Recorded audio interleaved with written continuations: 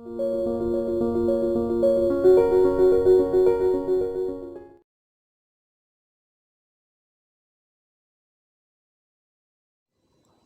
alaikum students, hope you are doing well and I am your sir वजीर अली मेहमान। Students, आज हम inter के चैप्टर नंबर 20 का ये टॉपिक करेंगे कि रेडिएशन एक्सपोजर। रेडिएशन एक्सपोजर में क्या होता है कि स्टूडेंट्स रेडिएशन का सामना करते हैं हम, ठीक है। रेडिएशन का सामना जो हम करते हैं वो किस तरह से करते हैं स्टूडेंट्स, और ये किस किस तरह से हम इसको कंट्रोल कर सकते हैं और कौन कौन से रेजेस को हम फेस करते हैं, कितने मेथोडोलॉजीज होती हैं। तो स्टूडेंट्स, रेडिएशन एक्सपोजर में हम डिस्कस करेंगे। जैसे हमने एक काउंटर बनाया था, GM counter. Students, GM counter जो हमारे पास था, ये जीएम काउंटर काउंट करता है। जीएम डिटेक्टर भी हम इसको कहते हैं। ये डिटेक्ट करता है स्टूडेंट्स, और ये काउंट भी करता है कि किस तरह से ये डिटेक्ट करता है और किस तरह से ये काउंट करता है। तो स्टूडेंट्स, अब हम इसमें देखेंगे कि किस तरह से ये काम करेगा। रेडिएशन एक्सपोजर किस तरह से हमारे पास हो सकता है। तो स्टूडेंट्स, जो पहला जो हमारे पास है कि कॉस्मिक रेज।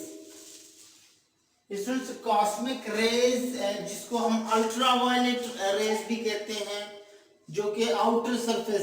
तो स्टूडेंट्स, कॉस्मिक रेज जो होते हैं और प्रोड्यूस इन आवर एटमॉस्फेयर। ये जो हमारी एटमॉस्फेयर है इसके अंदर प्रोड्यूस होते हैं। किस कंडीशन? ये वेरी हाई एनर्जी पार्टिकल, मतलब कॉस्मिक रेज की energy level. Students, energy level क्या होती है? वेरी हाई होती है।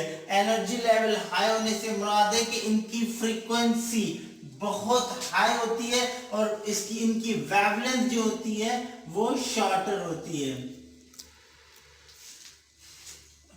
तो स्टूडेंट्स, ये वेरी डेंजरस होते हैं और हमारे एटमॉस्फेयर में गीगर मूलर काउंटर इनको काउंट करके बताता है। क्योंकि देखिए, हमने ऑब्जर्व किया कि जीएम काउंटर को अगर हम अर्थ सरफेस पे लेकर गए तो हमने देखा कि इसके अंदर कोई भी रेडियो एक्टिव एलिमेंट नहीं था, फिर भी ये काउंट कर रहा था। अब हमने सोचा कि शायद ये जमीन से रेजेस आ रही हैं। फिर हमने क्या किया कि हम जमीन से बहुत दूर लेकर गए इसको। जैसे दूर लेकर गए तो हमने ऑब्जर्व किया कि ये तो जो काउंटिंग का रेशियो था वो इंक्रीज हो गया था। तो हमने सोचा कि जमीन से तो नहीं आ रही है, तो हमने देखा कि ये हमारी एटमॉस्फेयर में जो कॉस्मिक रेज हाई रेजेस होती हैं वो फिल्टर होके आती हैं। बहरहाल फिर भी हमारे पास जो नेचुरली एक लेयर होता है, ओजोन लेयर। स्टूडेंट्स, इस एटमॉस्फेयर में सन और अर्थ के बीच में एक हमारे पास एटमॉस्फेयर में ओजोन लेयर होता है, O3 का बना हुआ। ओजोन लेयर का स्टूडेंट फार्मूला क्या है? O3। ये इन रेडिएशन को फिल्टर करके भेजता है, लेकिन ये ओजोन लेयर हम खुद ही डैमेज कर रहे हैं। किस तरह से?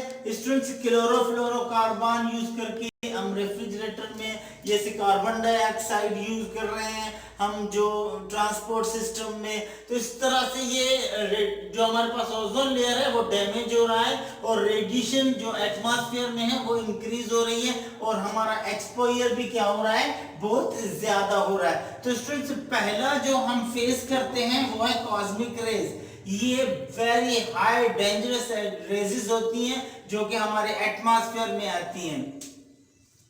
स्टूडेंट्स, दूसरा जो हमारे पास है वो है X rays. Students, X rays भी EM वेव्स होती हैं, high energy and short wavelength होती है। इसको हम शॉर्टर भी कह सकते हैं, शॉर्टर वेवलेंथ की होती है, which is able to pass through any medium।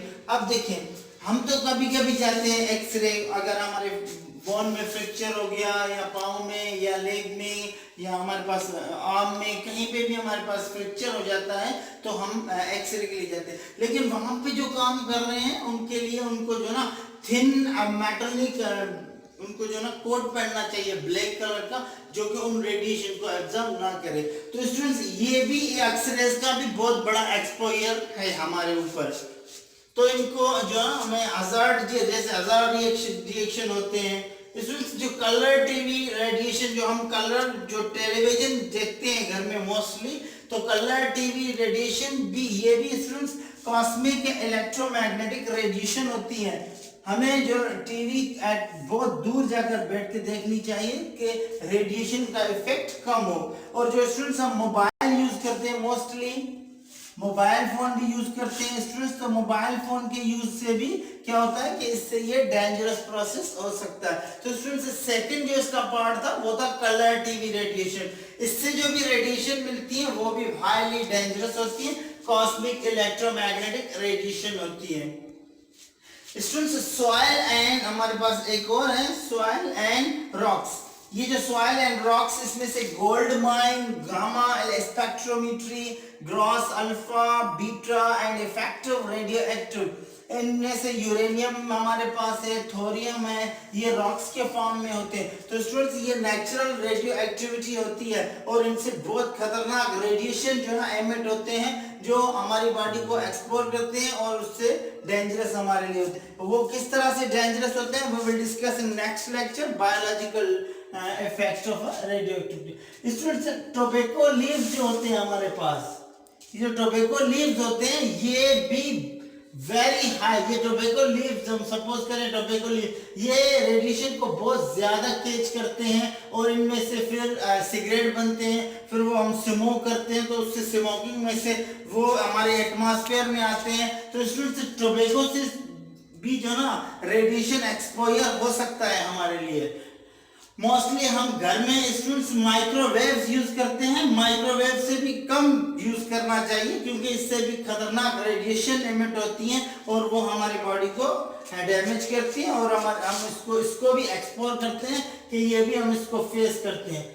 Food water, students food and water में हम देखें कि पोटेशियम 14 या कार्बन 14 का ऐसे बड़े बड़े आइसोटोप्स जो अनस्टेबल एलिमेंट्स होते हैं, इन एलिमेंट्स से जो हमें मिलते हैं हम कहते हैं कि ये अनस्टेबल जो एलिमेंट्स होते हैं इनकी वजह से भी स्टूडेंट्स हमारे पास ये सिस्टम होता है कि ये भी हमें इस कंट्रोल करना चाहिए कि ऐसे जो हाईली आयोनाइज्ड जो रेडियो एक्टिव अनस्टेबल एलिमेंट का फूड और वाटर वो यूज नहीं करना चाहिए।